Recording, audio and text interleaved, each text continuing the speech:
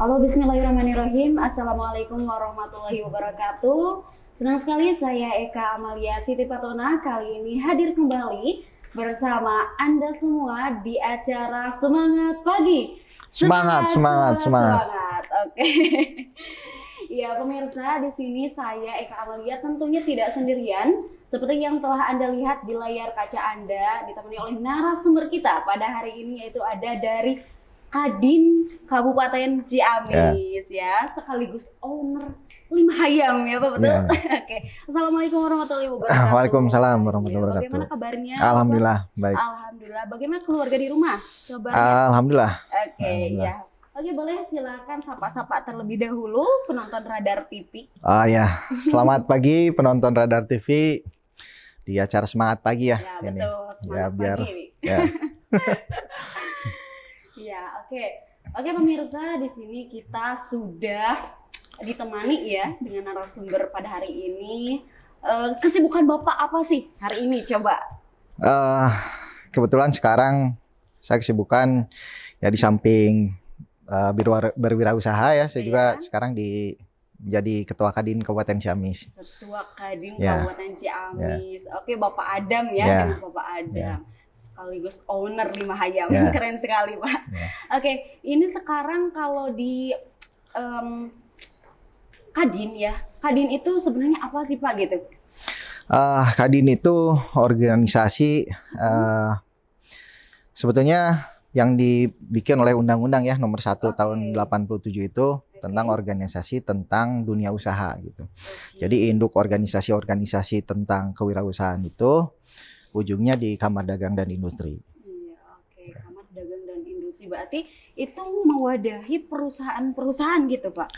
Betul. Yang menjadi anggota Kadin itu memang para pengusaha ya yang memiliki badan usaha itu bisa menjadi anggota Kadin gitu. Sebetulnya ya semua juga pengusaha-pengusaha atau orang yang berwirausaha yang tidak menjadi anggota Kadin pun ya sebetulnya harusnya sih bisa mendapatkan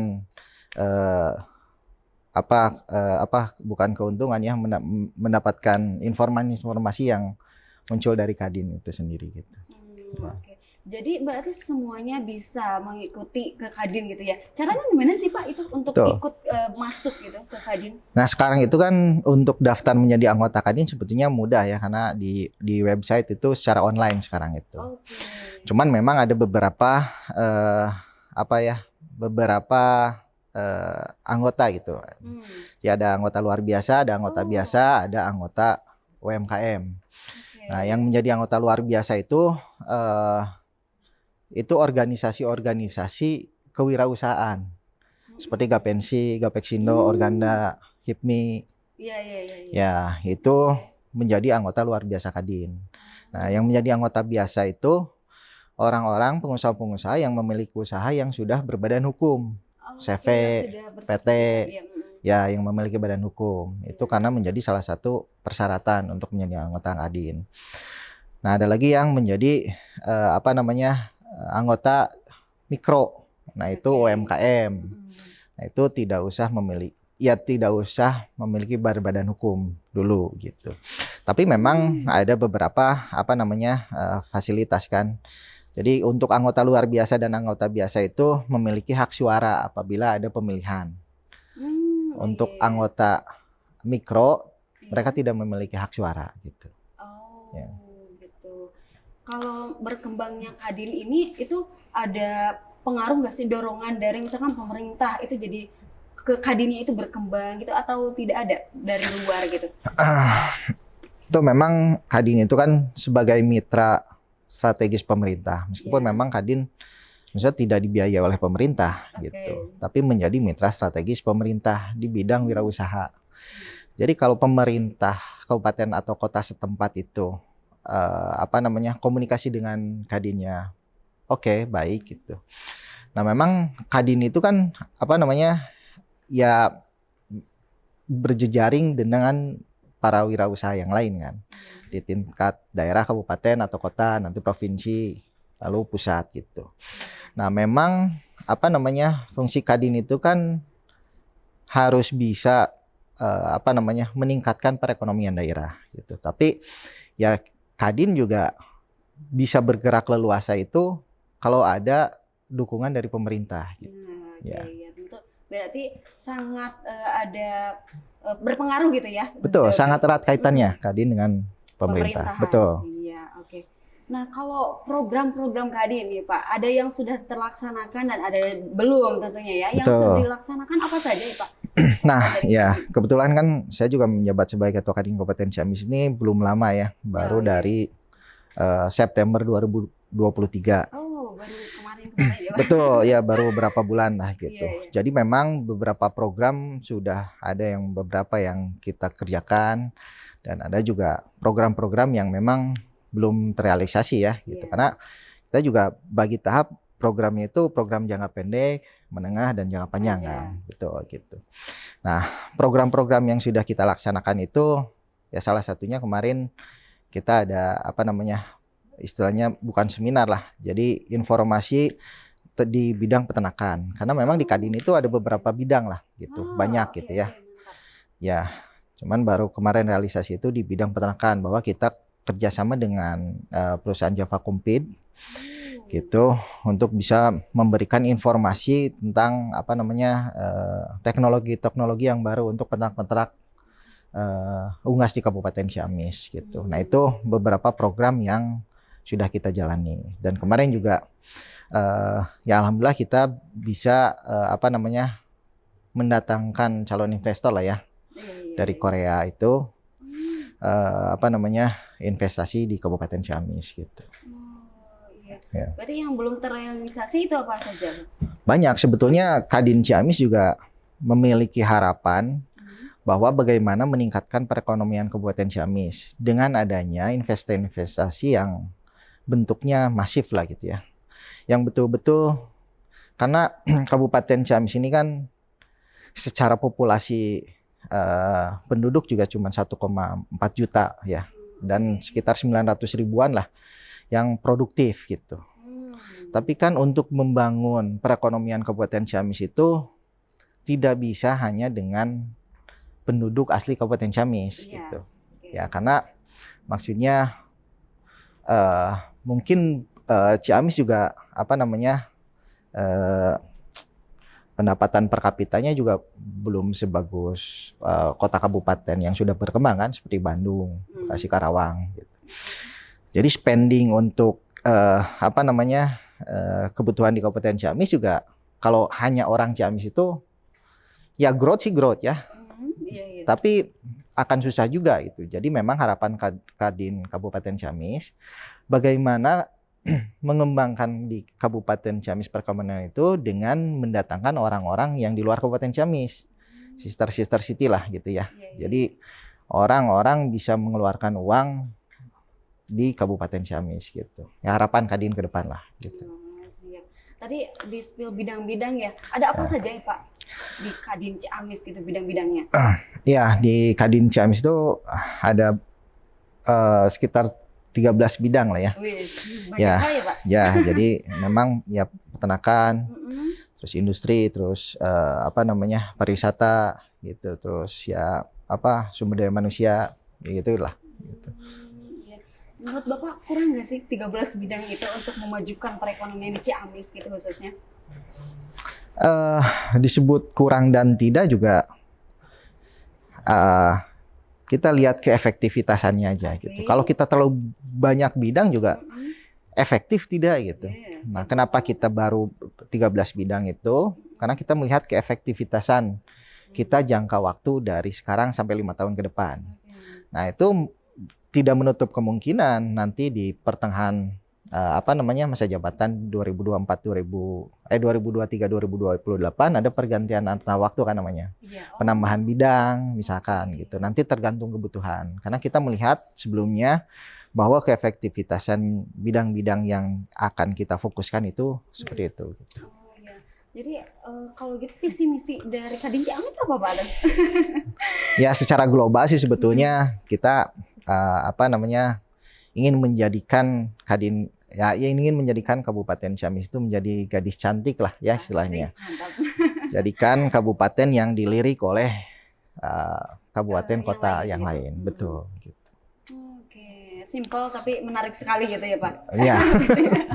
Iya. Oke.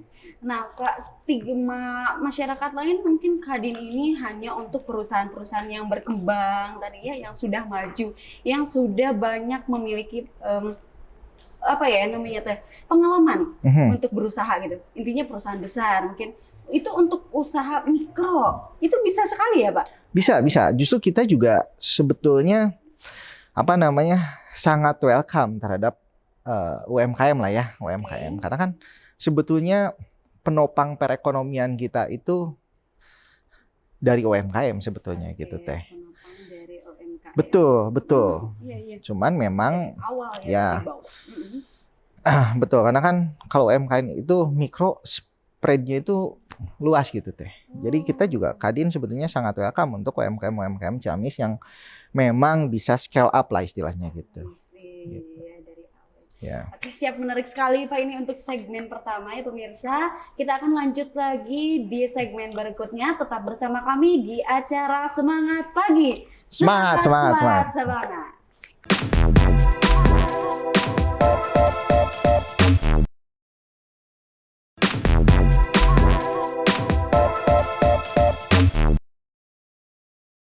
Sebuah perusahaan pengolah sampah asal Korea Selatan menanamkan modalnya di Kabupaten Ciamis dengan total investasi mencapai 1,5 triliun rupiah.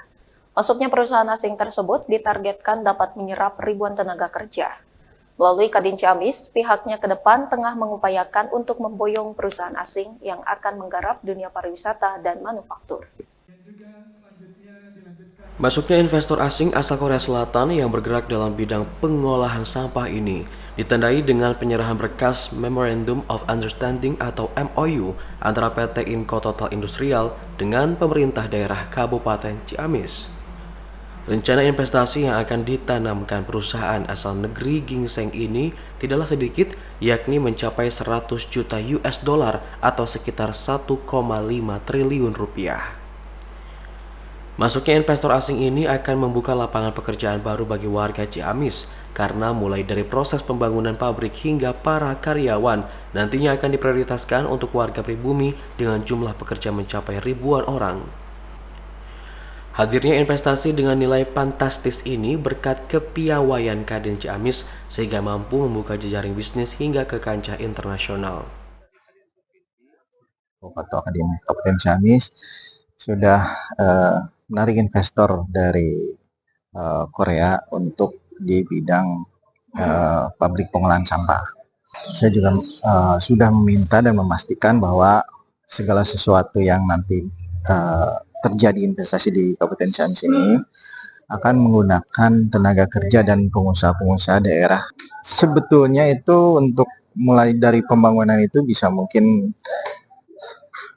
sampai 1.000 pekerja, karena nilai investasinya juga diperkirakan lumayan besar, sekitar 100 juta US dollar, jadi sekitar 1,5 triliun rupiah. Terima kasih undang saya itu Kabupaten Ciamis. Saya bawa itu investasi di Ciamis. Itu saya maunya itu bangun pengelola sampah di Ciamis untuk masyarakat. Sementara itu, Bupati Ciamis Herdiat Sunaria merasa bersyukur dengan masuknya investasi dalam bidang pengolahan sampah karena tidak hanya menyerap tenaga kerja, namun juga upaya untuk penyelamatan lingkungan. Hadirnya kerjasama tersebut nantinya sampah tidak lagi dibuang sembarangan, namun akan diolah menjadi sumber energi sehingga bernilai ekonomi tinggi serta menjadi sumber PAD bagi Kabupaten Ciamis. Dan membawa manfaat, membawa berkah masyarakat Kabupaten Ciamis dengan kerjasama dengan Inco Total Industri dari Korea yang khusus mengelola sampah. Jadi sampah semua digarap dan semuanya jadi uang, jadi bahan energi, jadi sumber ada insya Allah. Setelah berhasil menarik investor di sektor pengolahan sampah, Kadin Kabupaten Ciamis kini tengah mengupayakan untuk memboyong perusahaan asing yang akan menggarap dunia pariwisata dan manufaktur di Kabupaten Ciamis. Dari Kabupaten Ciamis, Rudiat, Radar TV melaporkan. Oke pemirsa, barusan kita setelah melihat cuplikan berita mengenai MOU dari Kadin Ciamis, Kabupaten Ciamis, dan juga investor dari Korea ya Pak. Oke, nah ini ada kolerasinya nggak Pak? Soalnya tadi Bapak spill sedikit nih di segmen pertama tentang investor dari Korea gitu. Ada kolerasinya dengan berita barusan gitu? Oh ya, betul. Karena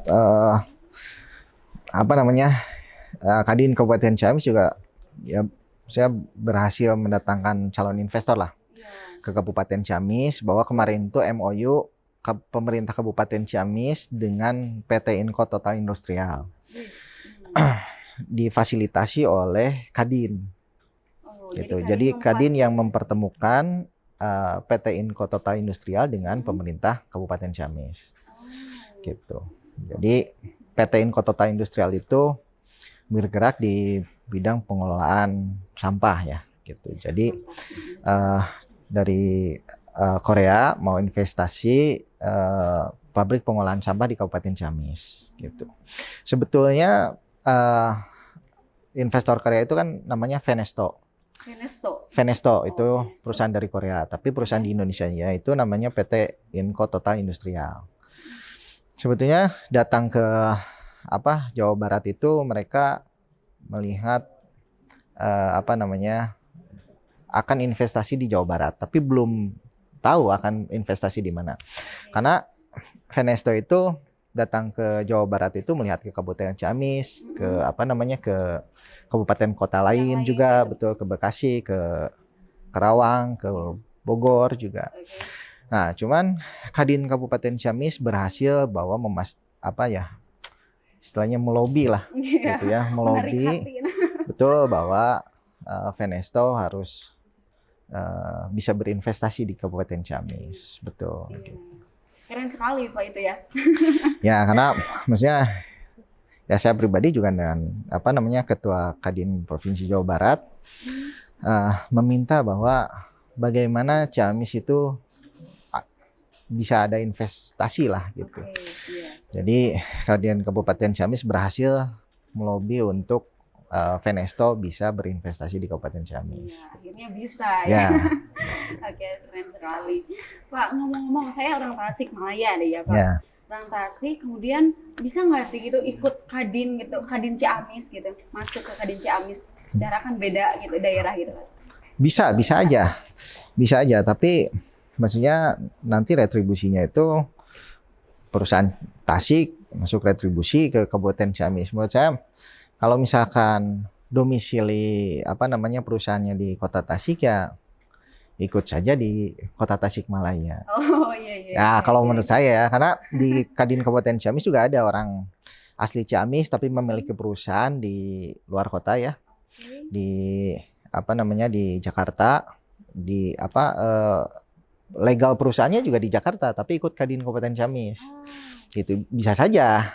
Tapi memang karena dia kan asli orang Ciamis gitu. Gitu. Nah Pak, berbicara tentang teknologi ini Pak ya. Daerah sekarang itu teknologi semakin pesat nih Pak. Nah bagaimana dari Kadin itu memberikan informasi kepada para pelaku usaha mikro gitu. Nah, bagaimana nih? Ya, secara teknologinya semakin pesat gitu Pak. Betul, karena kan usaha mikro juga kalau tidak mengikuti perkembangan zaman juga akan susah untuk bisa berkompetisi kan. Iya, betul. Gitu. Memang kebetulan kemarin saya juga dengan rekan-rekan di Kabupaten Ciamis gitu ya, ngobrol-ngobrol bahwa kita ada niatan rencana membuat expo lah di Kabupaten Ciamis, tapi bukan expo produk bahwa UMKM Kabupaten Ciamis membuat expo produk, bukan. Tapi kita membuat expo teknologi-teknologi yang ada untuk UMKM. Itu kita akan buka di Kabupaten Ciamis, expo. Misalkan peserta yang buka expo itu peserta teknologi sekarang kan ada di kasir itu Moka, POS ya. Itu di bidang kasirnya. Nanti bidang teknologi-teknologi lainnya kita akan berusaha mendatangkan mereka untuk bisa expo di Kabupaten Ciamis. Yang nanti peserta yang datang itu pengunjungnya itu UMKM yang membutuhkan teknologi-teknologi itu gitu. Itu keren Pak. Kalau secepatnya gimana Pak? Harapan juga memang secepatnya gitu. Tapi kemarin juga dibahas seperti itu. Jadi expo-nya dibalik bukan produk-produk yang ditampilkan, produk UMKM Kabupaten Ciamis ditampilkan di situ, tapi UMKM Ciamis membutuhkan teknologi apa, membutuhkan sarana-sarana apa. Nah, bisa lihat di expo itu gitu. Jadi difasilitasi ya Pak. Betul. Nanti kita juga akan kerjasama dengan perbankan ya, jasa keuangan gitu untuk bisa ikut juga di situ gitu. Oke. Ya Pak, keren sekali itu Pak. Kalau misalkan startup juga ada yang masuk ke Kadin Pak. Itu gimana yang besar gitu? Kayak aplikasi yang punya gitu. Ya, sampai saat ini sih belum ya. Tapi memang ada di Kabupaten Ciamis itu di bidang teknologi ada. Dia bikin aplikasi tentang kedepannya sih maunya produk-produk UMKM di Ciamis itu ada di aplikasinya aplikasinya di anggota Kadin Ciamis gitu. Khusus ya Pak? Khusus gitu ya. Oke. Nah, kalau misalkan ada yang ingin konsultasi ya Pak, konsultasi ke Kadin gitu terkait perdagangan mereka, itu gratis atau bagaimana? Gratis boleh aja. Jadi datang saja ke Sekretariat Kadin Ciamis ya, di Jalan Jenderal Sudirman nomor 137. Kita sangat welcome untuk bisa berdiskusi lah gitu. Ya, jadi sangat membantu ya Pak ya? Ya. Ya, oke. Nah, ada event besar nggak Pak dari Kadin Kabupaten Ciamis itu selain yang tadi disebutkan oleh Bapak? Sebetulnya Kadin Kabupaten Ciamis itu sekarang lagi fokus terhadap investasi Korea ini kan. Karena karena nilai investasinya juga lumayan besar kan, 100 juta US dollar ya. Jadi sekitar 1,6 triliun. Nah, jadi kita memang saat ini sedang fokus dulu bagaimana investasi ini bisa terjadi. Jadi sekarang ini karena di bidang pengolahan sampah itu kaitannya dengan lingkungan hidup. Tahap sekarang itu Kadin Kabupaten Ciamis itu bisa memfasilitasi, maksudnya bukan memfasilitasi, kita akan berdiskusi bahwa dengan lingkungan hidup Kabupaten Ciamis dengan lingkungan hidup Provinsi Jawa Barat, karena terkait investasinya berada di Jawa Barat gitu. Nah, sedangkan investasi ini kan maksudnya tidak bisa dihandle oleh kabupaten saja karena terkait teknis-teknis yang harus ada handling dari provinsi dan pusat. Nah, itu sekarang sedang kita usahakan gitu. Jadi event besar mungkin salah satunya itu nanti akan ada expo itu menjadi salah satu event yang strategis lah untuk Kadin Kabupaten Ciamis gitu. Kalau harapannya atau tantangan apa sih Pak dari Kadin Ciamis gitu terhadap perekonomian atau dan lain sebagainya? Tantangan sih sebetulnya ya karena gini ya. Kadang pengusaha-pengusaha di daerah itu karena kan sudah biasa dengan dia kan sudah jago sendiri, solo fighter juga ya.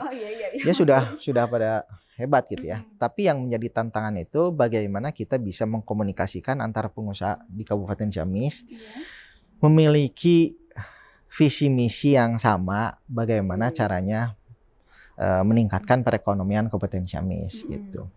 Kalau person by person kan sudah jago di bidangnya masing-masing ya. Betul. Gitu tanpa ada bantuan apapun mereka udah pada jago. Tapi tantangannya itu Kadin Kabupaten Ciamis bagaimana cara mengkomunikasikan seluruh pengusaha-pengusaha di Kabupaten Ciamis supaya punya ada harapan gitu ya bagaimana Kabupaten Ciamis ini bisa berkembang gitu. Jadi kontribusinya sekarang juga kan pengusaha-pengusaha sudah berkontribusi lah untuk kabupatennya dengan lowongan pekerjaan ya, terus perputaran ekonomi. Tapi kalau kita semuanya berkolaborasi kan bisa menghasilkan output yang maksudnya bukan untuk personnya sendiri kan, tapi untuk spread apa luas ya, Pak. betul gitu. Nah, Oke. itu menjadi tantangan Kadin Oh, Kabupaten iya. Ciamis gitu. Ya memang sekarang itu eranya berkolaborasi ya, Betul, bukan karena persaingannya. betul. Sekarang Iya, iya. sudah eranya kolaborasi gitu. Oke, iya. Karena bersaingnya itu sekarang bukan antar kota kabupaten, bukan dalam satu kabupaten kita bersaing. Mm-mm. Bukan lagi kota kabupaten bersaing juga kan, Iya, tapi kan betul. kita bersaing secara global Iya. untuk Oke, saat oke. ini. Karena apa namanya, dengan adanya e-commerce, dengan apa namanya, eh, kita kirim-kirim barang tidak susah juga. Mudah banget. Betul, aturan-aturan di apa negara juga semakin dilonggarkan untuk penjualan antar apa namanya negara gitu. Nah, itu kita bukan berusaha ya bukan bersaing lagi antar orang di daerah dengan orang daerah atau orang daerah A dengan daerah B, Mm-mm. tapi bagaimana kita juga berkompetisi dengan secara global ya, dengan Cina lah sekarang Wah, gitu. itu Betul. banget, Ya. maju banget ya. Betul. Oke, ya menarik sekali nih Pak. Ada informasi selain Bapak itu selain ketua Kadin sebagai owner juga ya Pak ya? Ya. Oke, owner apa Pak? Boleh spill kepada pemirsa? Ya, saya juga selain menjadi ketua Kadin Kabupaten Ciamis juga punya usaha ya, bidang Iya. usaha di bidang budidaya ayam dan bidang retailnya itu fried chicken ya. Fried chicken. Ya. Dengan apa namanya, brandnya namanya Lima Hayam. Nah itu ya itu belum lama sih sebetulnya, baru 1 tahun lebih sedikit. Iya, betul. Nah sekarang Lima Hayam juga outletnya sudah ada sekitar 26 outlet ya di 4 kota kabupaten, di Kabupaten Ciamis, di Kota Tasik, di Kabupaten Tasik, dengan di Kota Bandung. Bandung, oh udah ada juga Bandung. Sudah ada di Bandung, dan harapan kita juga apa namanya, Lima Hayam bisa ya dalam waktu dekat ini bisa ada di seluruh kota kabupaten di Jawa Barat gitu, harapan. Gitu ya, mudah-mudahan apa namanya bisa berjalan sesuai harapan lah gitu. Pak, jadi yang di Kadin itu semuanya mempunyai pengusaha gitu, maksudnya pengusaha-pengusaha ya kayak Bapak tadi gitu. Betul, di Kadin itu anggotanya, pengurus-pengurusnya juga memiliki usaha tapi berbeda-beda bidang ya, gitu. Jadi di segala bidang ada di Kadin Kabupaten Ciamis. Nah, kembali lagi ke Hayam ya Pak, Lima Ya. Hayam. Itu awal mulanya seperti apa sih Pak? Hingga saat ini sudah memiliki 26 cabang ya tadi ya Pak? Betul. Oke. Itu seperti apa sih awal mulanya merintis Lima Hayam ini gitu? Nah, namun kita jawab setelah jeda berikut ini ya Pak. Oke pemirsa, tetap bersama kami di acara Semangat Pagi. Semangat.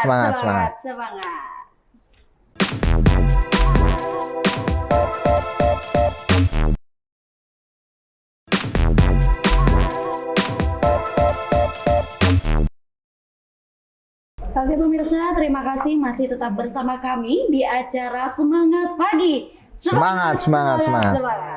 Oke, Pak, tadi kita sedang berbicara nih tentang bagaimana cara merintis, awal mula Bapak merintis Lima Hayam ini sehingga sudah banyak sekali cabang pada hari ini gitu.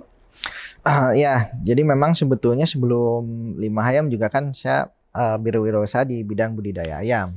Iya. Ayam pedaging. Ya, nah kenapa adanya Lima Hayam itu? Ya saya juga pertamanya kan melihat peluang ya, bahwa apa namanya produk olahan fried chicken itu sekarang kan sudah menjadi kebutuhan pokok ya. Iya, betul. Ya lain hal dengan 15-20 tahun kebelakangan kan fried chicken itu menjadi barang mewah. Maksudnya konsumsi makanan lumayan mewah kan. Ya, tapi untuk sekarang ini fried chicken itu menjadi konsumsi yang menjadi kebutuhan pokok, bukan menjadi barang mewah lagi. Ya. Betul gitu. Karena melihat juga orang-orang sekarang juga maksudnya ya orang-orang milenial gitu ya, yang seangkatan saya kan sudah maksudnya orang-orangnya yang perempuannya juga banyak yang berkarir gitu. Jadi memang jarang orang yang masak di rumah itu, mungkin sudah sedikit ya dibandingkan 15 tahun 20 tahun ke belakang gitu, nyari yang instan-instan. Jadi itu menjadi salah satu peluang bahwa kenapa saya membuka fried chicken 5 ayam itu gitu. Iya. Berarti melihat peluang ya Pak Betul. ya. Iya. Tapi sekarang ini banyak sekali Pak itu kompetitor gitu ya terkait fried chicken ya Pak ya. Betul. Sangat banyak ya sekarang ini. Maksudnya kita beda segmen ya. Itu mah segmen apa namanya menengah ke atas gitu. Dari segi harga juga berbeda. Tapi kan maksudnya pasar yang banyak itu pasar yang middle to low. Itu pasarnya sangat banyak sekali kan gitu. Jadi kita menyasarnya apa namanya produk-produk untuk middle to low. Kita juga secara teknologi tidak berbeda jauh dan secara higienitas juga kita mirip-mirip saja. Cuman mungkin yang membedakan mereka itu kan kenapa harganya lebih mahal itu investasinya lebih mahal dibandingkan kita. Kalau secara produk sama, secara bumbu juga sama, secara dan lain-lain juga sama. Mereka sebetulnya HPP produk itu mirip dengan kita, tapi kenapa harganya lebih mahal? Karena mereka berhitung juga apa namanya untuk biaya investasi, sedangkan 5 ayam itu investasi tidak sebesar mereka kan, gitu. Jadi ya outlet per outletnya itu tidak sebesar mereka, jadi kita bisa menekan harga yang lebih kompetitif, lebih terjangkau untuk masyarakat lebih luas, tapi dengan kualitas produk yang sama dengan mereka. Gitu. Ya Pak, secara tadi banyak sekali kompetitor ya terkait fried chicken itu. Nah, strategi Bapak untuk mempertahankan gitu atau mungkin lebih memajukan gitu seperti apa? Ya, nah memang ya, sangat banyak ya sekarang di fried chicken itu kompetitor itu. Tapi cara bagaimana kita bisa bertahan itu bagaimana kita memiliki produk yang berbeda dengan mereka kan. Satu mungkin rasa ya. Pasti akan ada perbedaan ya. Terus dua juga apa namanya brand di kita juga harus kita bisa pertahankan bagus. Bagaimana caranya itu dia mungkin banyak cara lah ya, dengan promosi, dengan apapun. Tapi ya kita pada intinya kita tetap menjaga kualitas produk kita, yaitu yang akan menjadikan masyarakat itu trust terhadap brand kita. Meskipun kita promosi gencar ya, promosi misalkan gencar, terus apapun gencar, tapi basic produknya tidak bagus, itu mungkin akan naik di awal, tapi ya pasti akan decline juga kan, karena ujung-ujungnya itu basic produk yang menjadi kita bisa bertahan atau tidak gitu. Jadi memang kita mengutamakan 5 ayam itu quality secara produk itu kita betul-betul yang premium lah istilahnya gitu. Terbaik ya Pak ya. Betul, karena sebetulnya kompetitor yang lain juga dalam segi harga ada yang bisa lebih murah gitu ya. Terus juga ya lain-lain lah gitu. Tapi maksudnya kita tidak berani untuk membohongi secara kualitas produk. Meskipun misalkan harga kita misalkan ada kenaikan, terus kita menyesuaikan dengan harga bahan baku, tapi kita tidak membohongi kualitas produk kita gitu. Itu yang strategi kita bagaimana 5 ayam itu bisa bertahan dan bisa growth gitu. Mantap. Ya. Kalau Eka ini beli 5 ayam nih Pak, karyawannya itu ramah ya Pak. Iya itu ramah. Nah itu ada pelatihannya Pak atau bagaimana Pak? Betul. Jadi memang apa namanya ya bisnis sekarang itu kan kita harus terkonsep lah ya. Dari A sampai Z. Kalau bisnis yang dulu mungkin ya buka warung tanpa berpikir seragam, tanpa berpikir apa namanya kata-kata yang diucapkan terhadap konsumen gitu. Nah, sekarang itu zamannya kita mempersiapkan semuanya dari A sampai Z, karena konsumen sekarang itu semakin pintar ya. Maksudnya semakin gampang membanding-bandingkan gitu konsumen sekarang, karena memang ya sudah zamannya seperti itu, karena zaman media sosial juga informasi A sampai B C itu gampang viral ya, gampang memberitakan sesuatu. Kalau dulu kan mungkin memberitakan sesuatu untuk khalayak orang lah banyak itu cuman bisa dari media ya, seperti ya radar dari itu. Iya. Tapi sekarang dengan adanya media sosial itu setiap orang juga bisa memberitakan sesuatu kan, Iya, oke. bisa Dengan mudahnya ya, dengan Pak. mudahnya gitu. Nah itu memang harus diantisipasi dengan bisnis yang sekarang. Kita tidak boleh judes lah istilahnya. Judes sekali viral, nanti ini tempat ini Dikit-dikit ya. judes gitu. Terus produk misalkan kurang bagus Langsung. gitu. Nah itu kita sangat mempertimbangkan seperti itu. Oke. Kalau tadi Bapak kenapa sih pilih ayam goreng gitu? Bisnis ini kenapa? Ya karena ya itu tadi saya melihat peluang, dan saya juga kan sebelumnya bisnis di budidaya ayam. Oh iya, Ya, oke. betul. Jadi saya untuk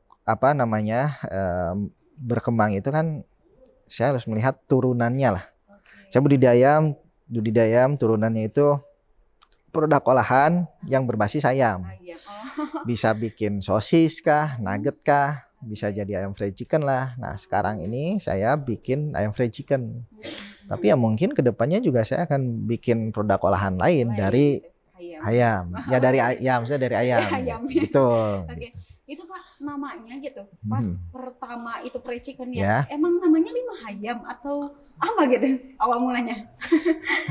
Ya, sebetulnya Kepo deh, Pak. ya. Sebetulnya kenapa namanya 5 ayam? Awalnya pengen hayam aja namanya. Oh, oke. Kenapa kita pilih hayam itu sebetulnya biar mudah diucapkan, biar mudah diingat. Oke, hayam. Hayam. Orang Sunda pasti langsung. Terus juga orang Sunda kan gitu ya. Iya.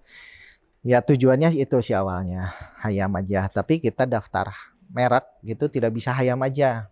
Oh. Betul. Jadi harus, karena nama hayam itu nama umum. Jadi mereka masa merek itu tidak bisa dengan nama hayam saja Oke. gitu. Jadi harus ada tambahan. Jadi kenapa kita tambah 5. Angka 5 di depan, jadi 5 hayam sekarang itu. Oh, gitu. Mhm. Nah, untuk investasi nih Pak di hayam itu bisa atau seperti apa gitu caranya? Untuk sekarang sih kita masih internal semua. Kita belum buka franchise. Oh iya, Karena laba gitu ya, Pak. ya belum buka waralaba, karena di tahun sekarang itu, misalnya dari awal sampai sekarang itu kita masih bukan trial error ya. Kita masih melihat bisnis ini bagus atau tidak gitu, potensial atau enggak kan. Nah, sekarang sudah setahun lewat sedikit itu memang bisnis ini bisnis yang potensial menurut saya ya gitu. Iya. Menurut saya bisnis potensial. Dan saya juga maksudnya kenapa belum mewaralabakan kan nanti terkait dengan pihak ketiga. Saya juga secara pribadi tidak mau membuat orang lain rugi kan. Misalnya investasi di ayam terus mengalami kerugian kan. Saya juga maksudnya beban moral juga ya. Iya, betul. Kalau misalkan produknya tidak jalan, bisnisnya tidak jalan gitu. Nah, sekarang ini memang berjalannya ini ya bagus ya, potensinya ada, bisnisnya juga bagus. Ya harapan sih ke depan juga kita akan membuka waralaba 5 ayam ini. Gitu. Oh iya. Jadi prinsip Bapak dalam berdirinya hayam ini apa Pak? Prinsipnya gitu. Sampai detik ini masih berdiri. Ya itu tadi ya. Bahwa kita mau memberikan quality yang bagus ya, good quality dengan harga yang terjangkau. Betul gitu. Karena sekarang ini bisnis yang bagaimana kita bisa memberikan produk yang bagus dengan harga murah, karena semakin kompetitif kan. Iya, betul. Ya, bisnis sekarang itu bisnis yang bisa efisien, yang bisa kompetitif, yang pasti bisa bertahan. Karena saya melihat juga kemarin berita-berita bahwa beberapa banyak pabrik tekstil yang tutup ya di sini karena tidak bisa berkompetisi dengan produk yang dari luar gitu, dari Cina gitu.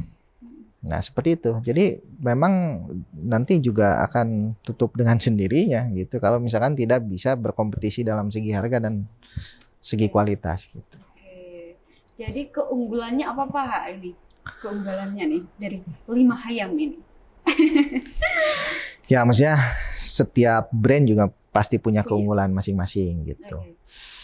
Nah cuman kita tetap konsisten di segi kualitas produk dan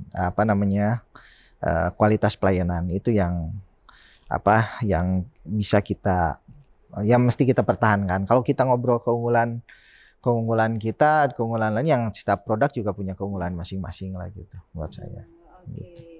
Oke, terakhir nih Pak, kasih tahu kepada pemirsa Radar TV gitu, bagaimana cara membuat menjadi seorang pengusaha gitu ya, dan jangan menjadi pengusaha yang misalkan dari awal tuh udah pengen laris, pengen sukses gitu. Jadi harus ada tahap-tahapnya gitu. Kasih tahu kepada pemirsa, Pak. Untuk ya, jadi gimana ya? Untuk bisa berwirausaha itu memang ya harus punya mental ya. Nah, itu yang mental yang ya mungkin orang lain lihat di luaran, awal saya dari bisnis budidaya ayam, buka ayam, nggak ada kendala apapun. Mungkin orang di luar lihat gitu. Tapi yang dialami juga banyak kendala gitu. Tapi yang pertama itu, saya jarang sekali mengeluh ya terhadap kondisi. Saya coba tanya aja keluarga saya pernah ngeluh atau enggak gitu ya. Asik, iya. Yang ngeluh mah ada, tapi sangat jarang lah gitu. Meskipun memang kondisi-kondisi juga kurang bagus ya. Ya jadi kalau mau jadi mental pengusaha, kalau mentalnya suka mengeluh gitu, aduh, mental health gitu ya. Sekarang musim itu kurang, misalnya jangan dulu lah mau berwirausaha, karena kalau mau berwirausaha itu harus punya mental yang kuat ya. Ya, disiplin juga ya. Jadi kalau menjadi pengusaha harus disiplin. Kan suka ada yang bilang jadi pengusaha mau free waktu, free keuangan. Ya kalau sudah jadi konglomerat memang, tapi kalau baru mulai, baru awal ya kita harus disiplin lebih dari pekerja-pekerja yang biasanya. Kalau misalkan kerja di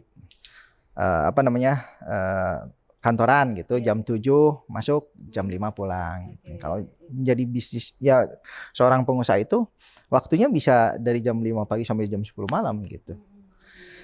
Tapi memang tidak ada jadwal ya gitu ya, tidak ada jadwal. Jadi yang pertama itu harus betul-betul disiplin. Yang kedua juga harus terus-terusan berusaha gitu ya. Setiap harinya itu harus betul-betul berusaha, karena kita berusaha hari ini tidak mungkin dirasakan hari besok ya. Mungkin bisa kerasanya sebulan ke depan, 2 bulan ke depan, 3 bulan ke depan, tapi harus betul-betul konsisten kerja keras. Karena yang jadi pengusaha itu istilahnya kebetulan juga ada, luck itu juga memungkinkan ya, gitu. Timing juga itu memungkinkan. Tapi yang menjadi dasar itu harus betul-betul kita bisa bekerja keras setiap harinya gitu, dan kita tidak boleh mengeluh dengan keadaan. Gitu. Kalau masih mengeluh mah mendingan ya udahlah kerja biasa aja, jangan jadi pengusaha. Gitu. Oke, sip, mantap sekali. Oke pemirsa, jadi tadi ada tips and trick ya. Jadi kalau misalkan kita mau menjadi pengusaha itu tidak boleh memiliki mental yang loyo ya Pak. Iya, harus terus berusaha walaupun ada sedikit mungkin masalah-masalah lainnya. Nah, terima kasih Bapak Adam selaku Ketua Kadin dan juga owner Lima Hayam. Dan terima kasih juga kepada seluruh pemirsa Radar TV yang telah menyaksikan kami di acara Semangat Pagi, dan tentunya selalu saksikan Semangat Pagi pada pukul 9 dan sampai 10 waktu Indonesia Barat. Saya Eka Amalia Siti Patona dan seluruh kru yang bertugas pada hari ini pamit undur diri. Wassalamualaikum warahmatullahi wabarakatuh.